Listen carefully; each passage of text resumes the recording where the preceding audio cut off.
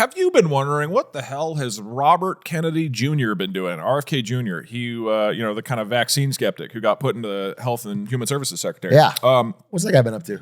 Yeah, what's he been up to? A lot of weird stuff. But one of the things that he posted this week, which I thought was interesting, we don't need audio on this, but we can pull up the video.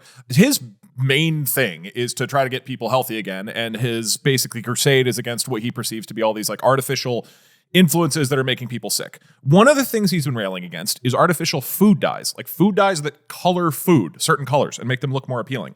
So his quote in March was, "The crisis that we have in mental health, in suicide, in ADD, in ADHD, all these are linked particularly to dyes. All of them are linked in very, very strong studies to ADHD and to cancers." And he wants companies across the US to stop using these artificial dyes and replace them with natural dyes, like beet juice, for example, or turmeric, like it says there. And so this is less of like a formal announcement, but this week, a bunch more of these companies, you can actually see the video, General Mills, Kraft, some other huge ones like McCormick are they have agreed after talking to him to remove all artificial dyes from their foods over the next year or two. So this is cool because artificial dyes are made out of petroleum and they're probably not very good for us. And so I looked into I think there's a general sentiment that's been changing over the past few years that like food dyes are bad, like red dye 40. Everybody talks about that. Like you can take my yellow number 5 from my cold dead hands, RFK or Doug. What are you, fucking European? I want a brightly colored palette of food in front of me. Different, beautiful. You're not interested unless it's bright and colorful. I eat Sour Patch Kids once a week at minimum, and I love how they look. And if they're grayish, I'll lose it. It's not about flavor. It's about look. I'm with you. All right, so let me give a quick primer on what food dyes actually are and what this means. So they're made out of petroleum, which sounds really bad, but a lot of things are made out of petroleum. Basically, that's used as a base to make chemical compounds that then are used to make lots of other stuff, like other great foods, like styrofoam and plastic. And so there is no health benefit to these dyes. It is strictly to make things look more appealing. Basically, they make a chemical compound that reflects certain lights, and that way it looks really red or whatever. And so in 1960 in America, there was this act that basically said, okay, artificial food dyes are going to be allowed now. They have to be approved by the FDA. If it shows a link to cancer or whatever else, we're going to remove it, but otherwise it's allowed. Since that point, there's been essentially in, 70 years ago now, 60, they were like, food dyes are chill. That's fine. And now over the past few decades, there's been more and more studies that's starting to say this is maybe bad. A few of them have been straight up linked to cancer, and those were just removed. But a lot of them, there's been these studies, and I read several of them, that are basically seeing, okay, are these food dyes in our foods causing hyperactivity in children and like messing with kids who either have ADHD or giving them ADHD? So there's a big FDA study in 2011. They basically said for a small group of children who have ADHD, it may affect them, but it's not causal. Like we don't know for sure. Maybe it's something else.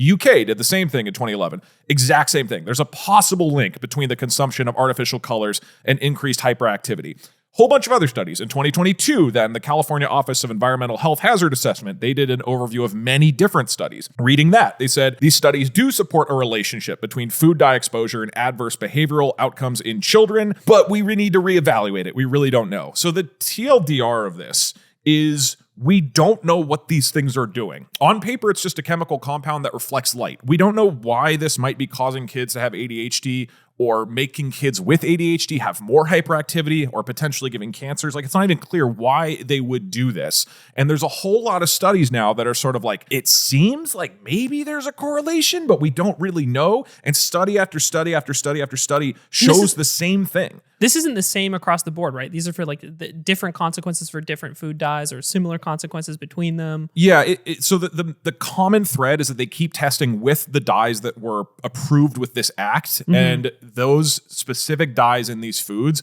show that some subset of kids do seem to be affected by it, but we don't know if it's the food dye exactly or other factors because there's so many factors at play. Yeah.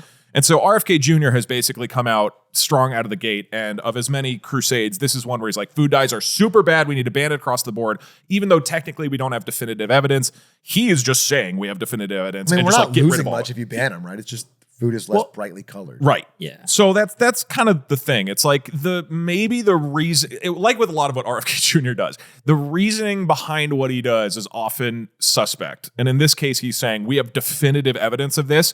No, we don't. The problem is he says he has definitive evidence for a lot of things that might touch on how like Wi-Fi or radio signals affect you or vaccines. And then comes to the conclusion that we all agree with, but with a very faulty premise. Bill Gates, with yes, food dyes. With Aiden is an food idiot. dyes. Yes, that's right. Well, we agree with food dyes. Talking to Bill. My microchips. This is a complicated thing that's like personally definitely out of my depth, right? This is the way I look at this issue, my understanding of it, and I probably need to spend more time on it. A lot of these dyes or ingredients in food that he has talked about banning to help make the country a healthier, better place are already things that are banned in Europe or Australia or in Asia. A lot of these things. So. No, they're not. Some of them are. It's generally they're more restricted on the quantity. So there's like a maximum amount that can be included, but like they're allowed just in the EU, in Canada, in China. Okay. Yeah. So my basic example that I would usually go to is like when you try. Have you ever noticed when you try soda somewhere else, it tastes different than if you get the same soda at home? Yeah. Or if you go to McDonald's somewhere else, it usually is better than McDonald's somewhere else. Burger King you love Burger King, but so do I. Burger King in Copenhagen was like 10 times better than Burger King here. Damn. Dude, Swiss McDonald's is insane. I don't know what's going on. I know a little about what's going on actually, but it was 10 times better. I'm not kidding. I think there's a base idea that what I more mean to say is that the general premise that we do not moderate ingredients in food effectively in the United States is true to me. Yes, and it is less than other countries. Yes. And we should find a way to navigate those problems and have better food in the country. It's to have so many foreign friends visit, talk about how shit our food is, especially friends that stay for a long time, and then go to other countries and just go to random cafes or restaurants and be like, damn, this is just better. A lot of the time, I feel like that's the in front of me noticeable gap I experience going to other places, right? I think we should solve that problem. The problem is this is baked into RFK's kooky ride of let's get rid of requirements on measles vaccines.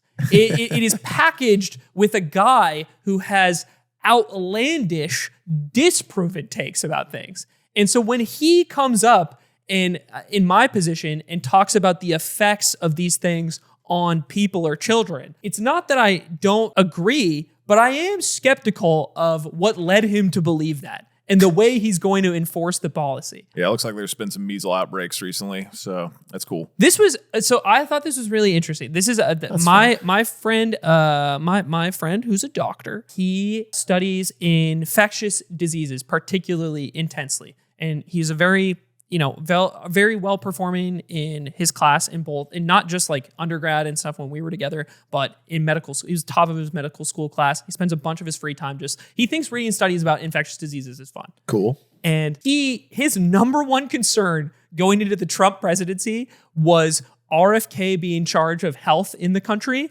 and the consequences of measles spreading to the masses again. He was like, I forget what the name of the number is, but there's a number to indicate the number of expected people that each infected person will spread the disease that they have. So with COVID, that number was pretty high. I think it was 6. Like each person who gets COVID is on average expected to spread it to like 6 more people. Okay. And he said, which is a lot. Like COVID was pretty infectious. And he was like, measles is 18. So you're kind of a party animal if you get measles. You have more friends. COVID people are losers. And I don't mean, it's not to take away from the truth of what's here in that if there's anything good out of the time that this guy gets to be in charge, maybe our food is safer in this country. That's great. I would like to see that as someone who just worries about it and isn't super knowledgeable about it. But I worry about, it comes packaged with a guy who talks about things like this, about, kids don't need to get their vaccines anymore. I wonder what, even you explaining the data, right? Mm-hmm. The data that you're looking into is a little more like, we think there might be a connection. We don't really know. I'm not, if it's just changing the color of food, I'm down to cut it. But this is very different from what RFK is saying definitively when he's explaining why this is important. Yep. So it's strange. Overall, I think it's good. I'm very like healthy food pilled because my mom growing up just like drilled that into us super insanely hard, and our food sucked, and we didn't get any of the fun snacks that all the other kids got. But It's super important to have fresh food. And were so you like me? It sounds exactly like me. no cereals, like whole wheat bread. Like kids like hated coming over to our place because they would only get like cut up bell pepper and carrots and like no other snacks. I had to like go to friends' houses to get goldfish and fruit by the foot. And all but that. Doesn't it pay off? I see a No. no, it does. You guys I are see freaks. No, he doesn't have the good mind virus that I think we have, which is you go to the function and there's a veggie plate and I'm like, let me add it. Let me add it. Oh, Don't let me near a veggie Cheetos? plate. No, I want the cucumber because that's genuinely what I want. It takes till you're like 23, but then vegetables are awesome. Yeah, exactly. Then it suddenly becomes great. So that's interesting. I think his broad push towards natural foods, and he's pushing for this and like encouraging people in like with food stamps for it to be more focused on healthy foods and not like pre-processed stuff and sodas, focusing on school lunches being like fresher foods. I think that's incredibly good. His school lunch stuff is so good from what I saw. Like that's awesome. Also crazy that people shit on a Michelle Obama for trying to do that sort of stuff. Yeah, it's wild. But that's the stuff. It's like, okay, there's like these lovely gems in this pile that he's trying to push forward. Yeah. And I think that's great. In the healthy food section, I think he is doing well. A little exaggerated, but I like the results I'm seeing. And what's cool about this is there isn't even a law. So there is nothing that requires any of these. These are huge companies that are removing food dyes. This is not like an easy thing, and it's more expensive. Like the reason you use artificial food dyes is because it's cheaper and they're more vibrant. So this is a straight up hit to their business. And you're talking about like General Mills is like Cheerios, Pillsbury, Haagen-Dazs, Yoplait. You have ketchup, mac and cheese. Anyway, so there's like, this is a big deal. And he's just basically convincing the companies by meeting with the CEOs and be like, guys, just do this. It's going to be healthier.